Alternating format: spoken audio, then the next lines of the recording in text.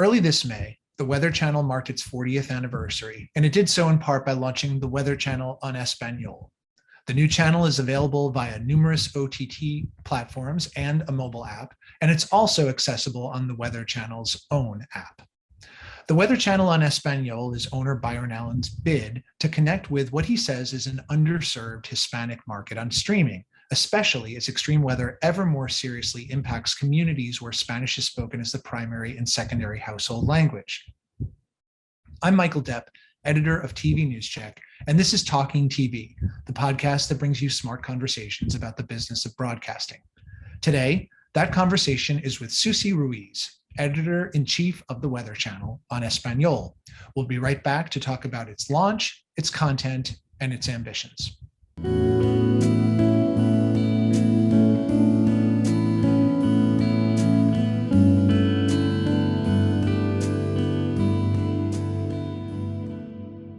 Welcome, Sussy Ruiz, to Talking TV.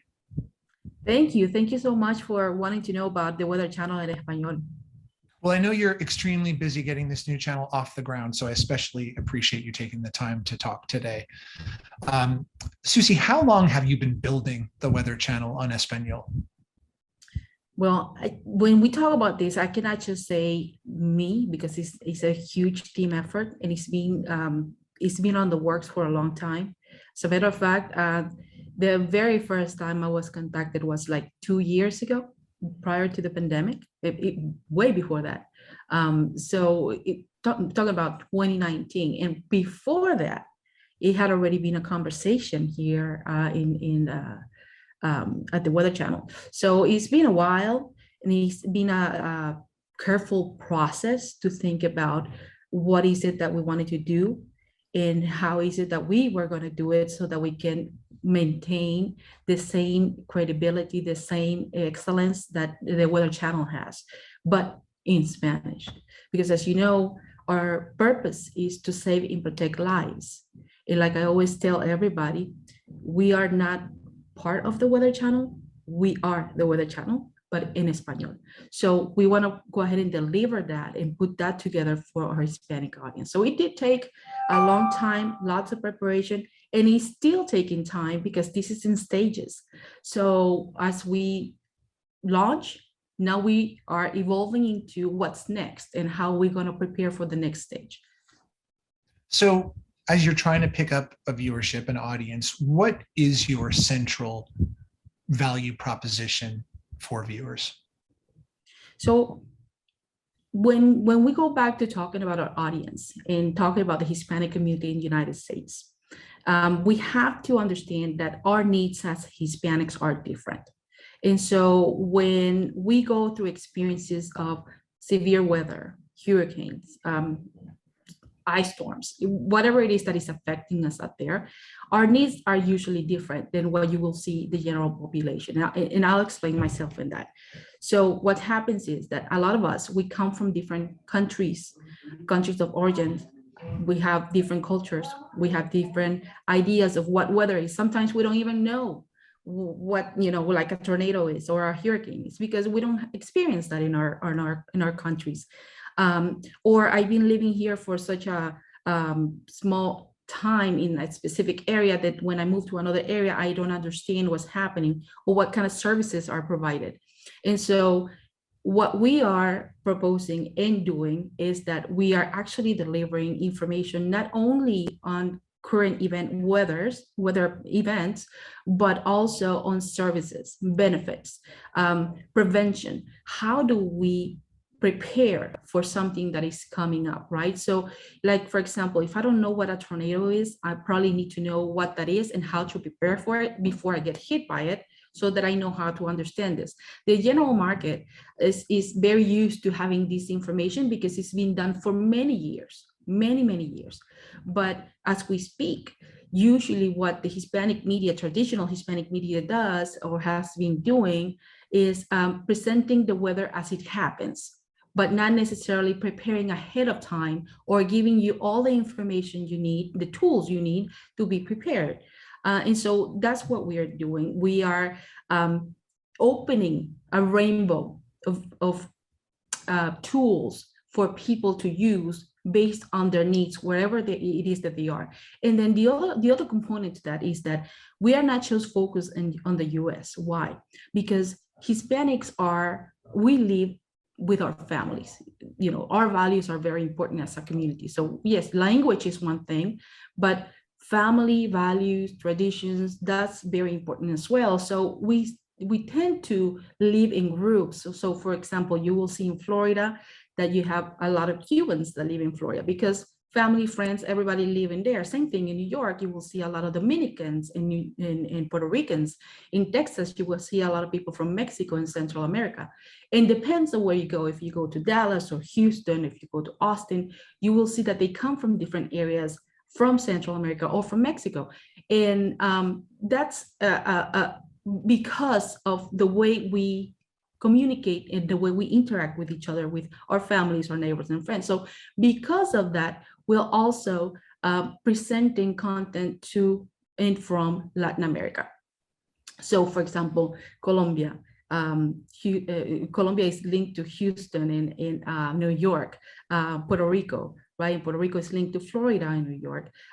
So like that, we are very mindful of what's the events that are happening within Latin America. We're actually going to be transmitting in Mexico and in Dominican Republic. So all of that is very important as a whole, but also in the little groups that we have. That's why we have the streaming, but we also have the social media, because we always connect through social media with our family, with our friends. If something's happening, the first thing we do as Hispanics, we go and, you know, we look it up and we share it and we send it through WhatsApp, through Facebook, through Twitter, through Instagram. So that's what we're doing.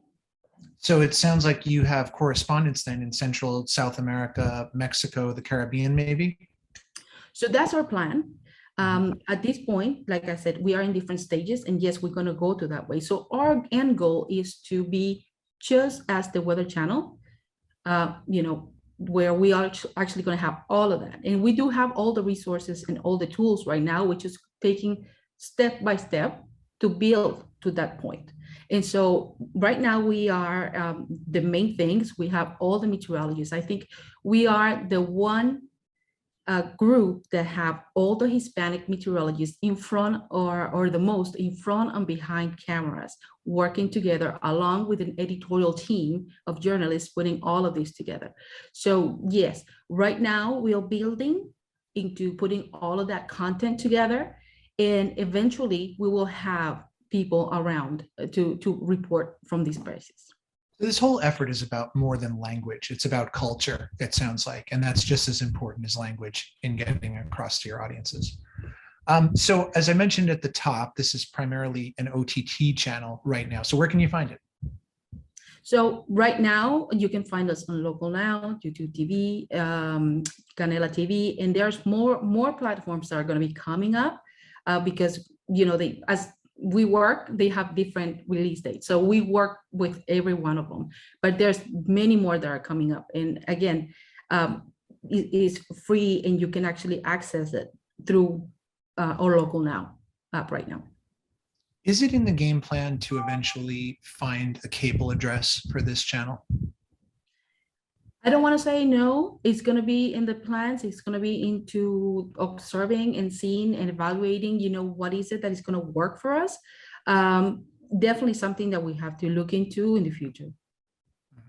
Format wise, is this a very different looking product from what we see with the Weather Channel? Or are you working from a totally different cloth, or will multilingual viewers essentially see a lot of programming affinities between the two channels?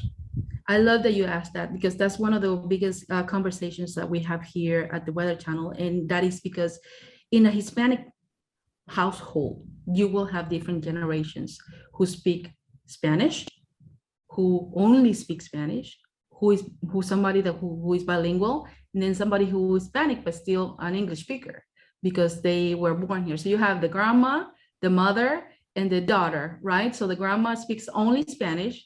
The daughter probably is bilingual, and the daughter probably just an English only speaking person. And so what's happening is that you will have a conversation. What do we do? I, for example, tell my mom when she calls me, we heard that the storm is going on. Where can I find the information? Unfortunately, it's true. It's a reality. They don't have where to find information.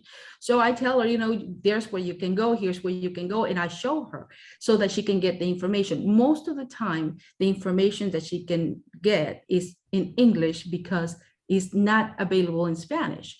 So in this case, in our case, what we're doing is exactly that. We have the option within the household for the English speaker to tell that mom, go and turn on the TV because you can get it in Spanish. And it's the same quality, the same information you need in Spanish as if you have it in English at the Weather Channel. So going back to the question, yes, you can expect the same type of quality and information that is useful for you to save and protect lives. And of course, we tweak it a little bit because it's geared towards our traditions, towards our culture. And so we put things that are of interest to the Hispanic culture. Like, for example, we talk about, if you have any questions, ask us. What are some of those questions? And so we allowed our audience to ask us those questions, and we, in return, answer them based on what they really want to know. So we're not giving them that. They're asking us for those things. How close is the channel's relationship on the back end with the Weather Channel in both a technology and a personnel sense? How much of a central nervous system do you share? I'm so sorry. I missed the first part of your question because I had noise in the background. Sure. Just wondering how close of a relationship, how much of a central nervous system do you share with the Weather Channel in terms of shared personnel and shared technology that you're using? All of it. This is amazing. And I've been, around in different areas, and I've seen companies working together, English and Spanish, but this is because there's no bureaucracy in the middle, and we have all the resources that we need and we want. And so, like, if we want to use something and it's available, we go and we just take it and we use it. And if we have an idea and we want to put it together, we just plan it and execute it. So this is really good because we don't have to be fighting for equipments or for personnel or for, we don't have that kind of thing here. And that's amazing in terms of being able to get things done. And that's why I'm saying we're working on a second, third stage that, we are going to be adding to our content. And so far it's been just like you were mentioning, you are so busy right now. Yes, I'm busy, but it's fun because we have such a big team that is actually incorporating ideas, innovating, doing so many things just for this project that you don't feel like it's busy. You feel like you're in a playground, like a little kid in a playground. So if you want to borrow Jim Cantori's laptop, you just got to go over his desk and take it. Oh, yes. Oh, yeah. Well, and take it. So but just like that, you mentioning that, but yes, our OCMs actually sit across from the TWC OCMs. And what we do is we talk every day and we say hello and, and what are you doing? And we walk across the hallways and we interact. So we have that kind of relationship where everybody can talk to everybody can ask ideas from everybody. How much content are you putting out right now? How many programming hours do you make? So we have 14 hours right now of it's actually 24/7, but we have right now 14 hours during the day where we actually on air doing constant news reports. And then from that we have this beautiful program that we have. It's a live radar with the information that kicks in. And then again, we're extending that, we're expanding that as we move forward. But you will find content about climate change. You will find content about history, time, going back in time and checking on different issues that happen, on current events here, current events in Latin America.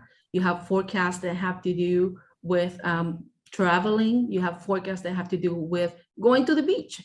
You have forecasts that have to do with different things. So you have all type of a different approach to weather storytelling that you cannot find in any other place. So you have 14 hours now. What's sort of the plan to ramp up? You're going to expand, as you mentioned, Yes. to geographically outside of Atlanta, where you are, and have correspondents elsewhere. Do you ultimately want to ramp up to 24 hours? And is that going to be within a year or so? Yes, yes. So that's the goal. The goal is to be just there and do everything as we do in TWC at the Weather Channel.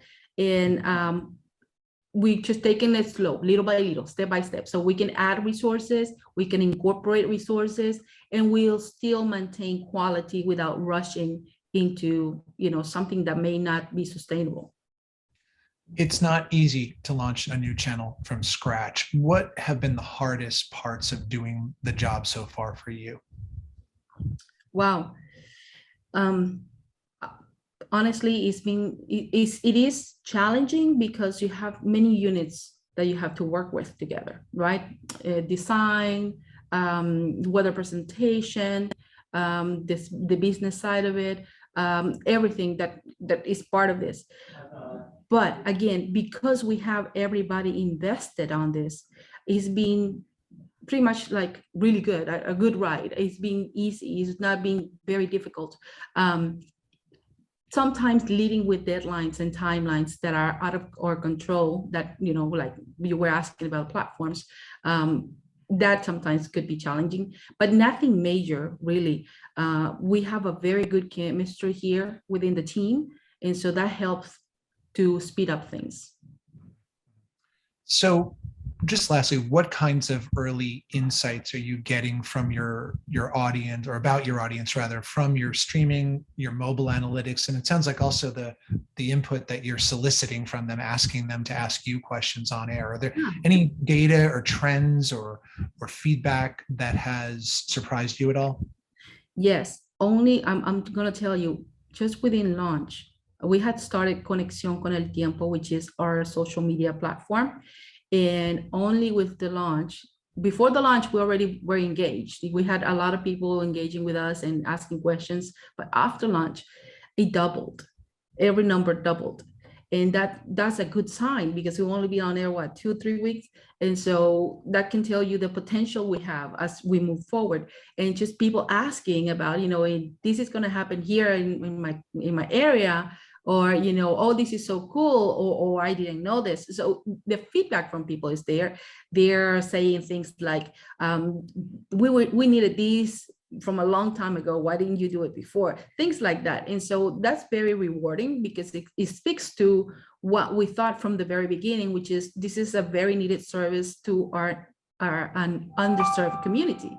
And so we're ready to deliver this and way more. So yes, the response has been very positive, great, and we hope to keep it up like that. Okay, well, Sussy Ruiz, you have a lot of work to do, and I don't want to keep you from it any longer. The Weather Channel on Español is available now on OTT and mobile. Thanks, Sussy, so much for being here. No, thank you. And remember, we are also in Conexión con el Tiempo en Español. There it is. Thanks to all of you for watching. See you next time.